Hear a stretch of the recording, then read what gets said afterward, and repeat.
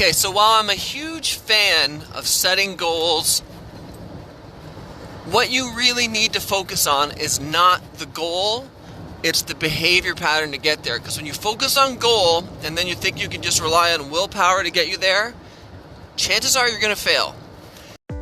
Introducing the Paramena Bliss Podcast, a show dedicated to unraveling the mysteries of achieving optimal health naturally as you transition into perimenopause and menopause.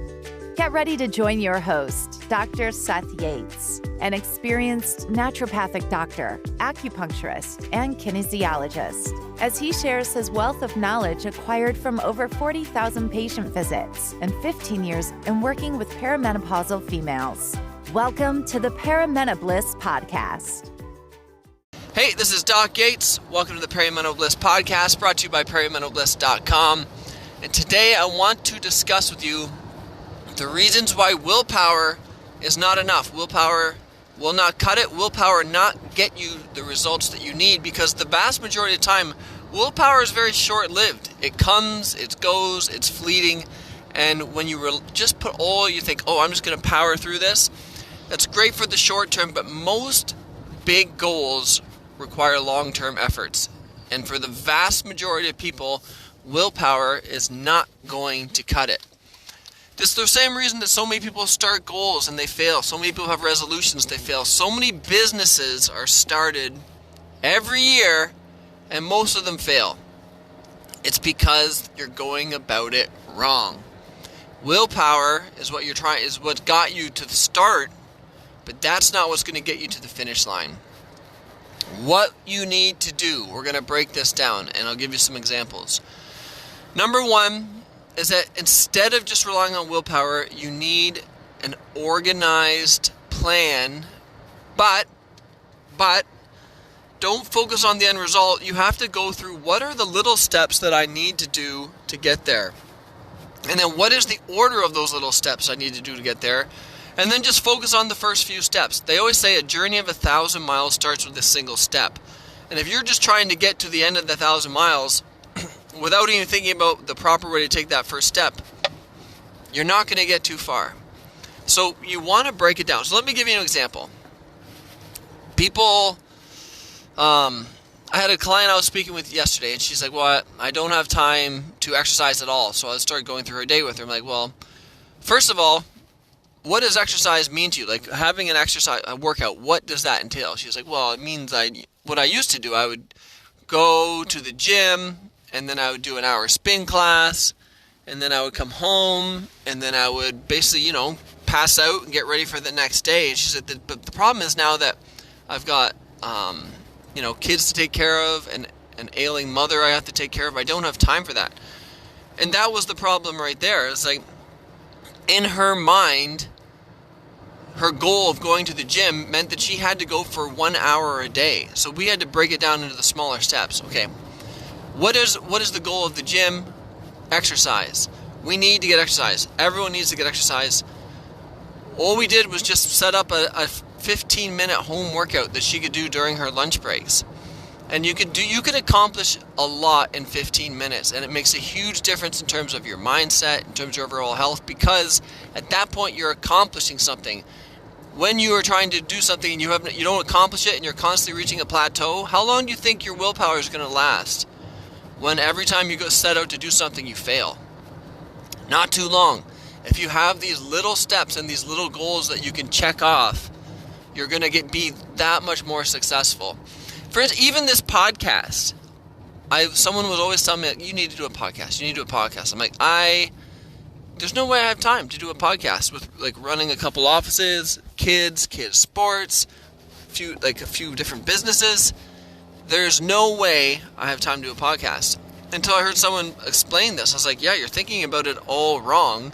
You're thinking about a podcast like Joe Rogan, where I've got to have a room set up and I'm setting up meetings with people and organize that. Yeah, and I don't have time for that.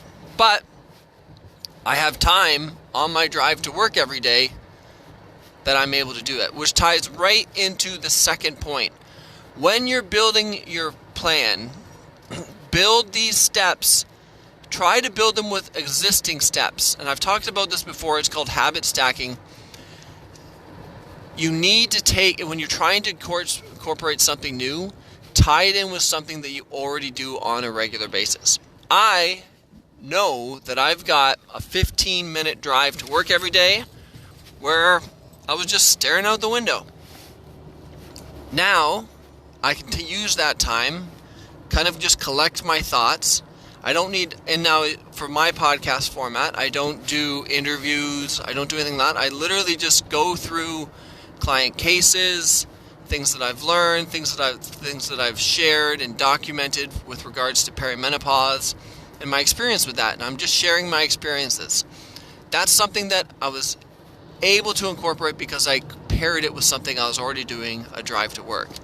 Another example, say you wanted to work on balance exercises.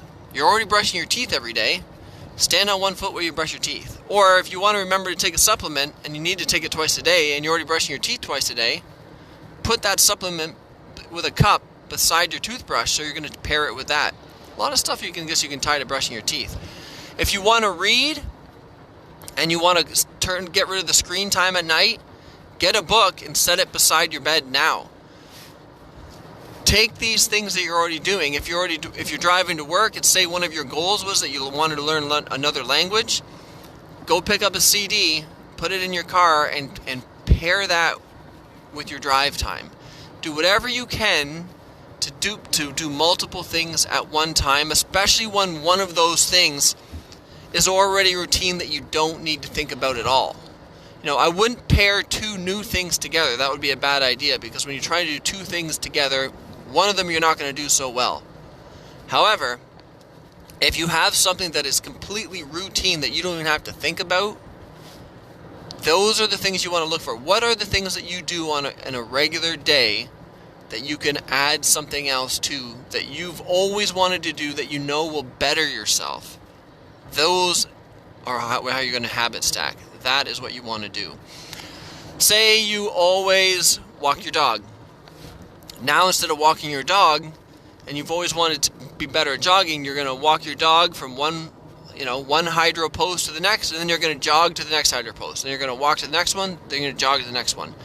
You're going to start looking for ways you can pair things. Okay, the next thing is that try to set yourself up for step number 1.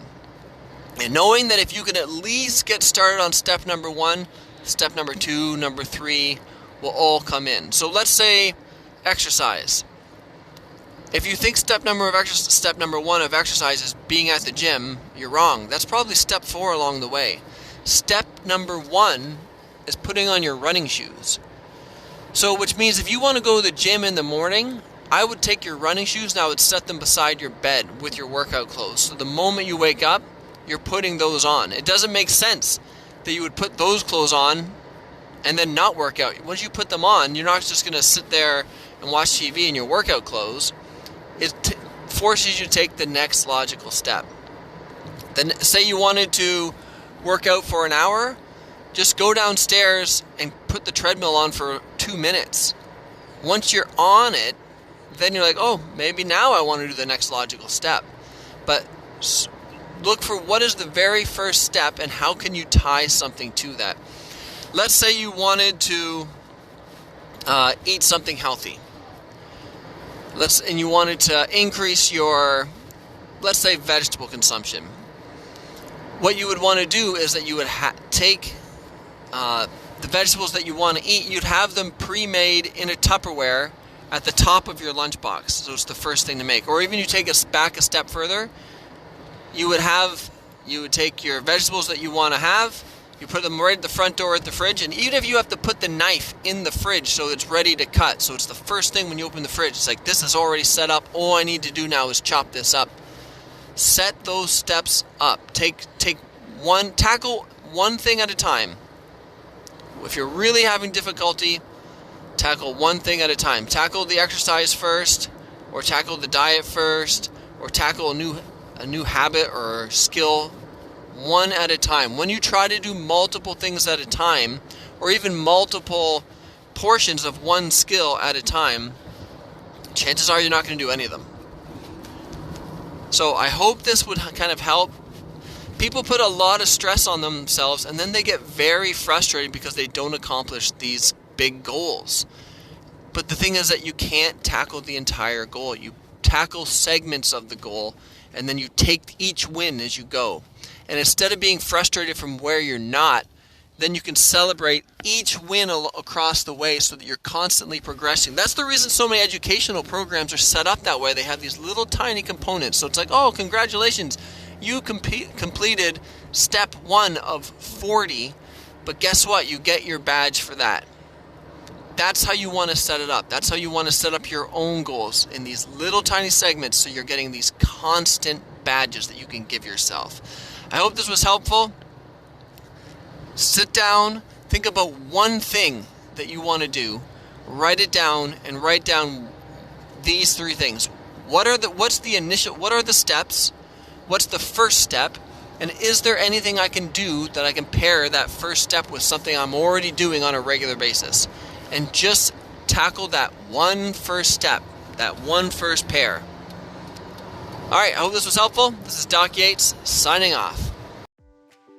Thank you for tuning in to the Paramenobliss podcast. Don't forget to hit the subscribe button and visit paramenobliss.com for more valuable information on how you can thrive during your transition through perimenopause. Join our community of like-minded women who are dedicated to achieving optimal health naturally, and stay up to date with the latest tips, tricks, and advice from Dr. Seth Yates. And we'll catch you on the next episode of the Paramenobliss podcast.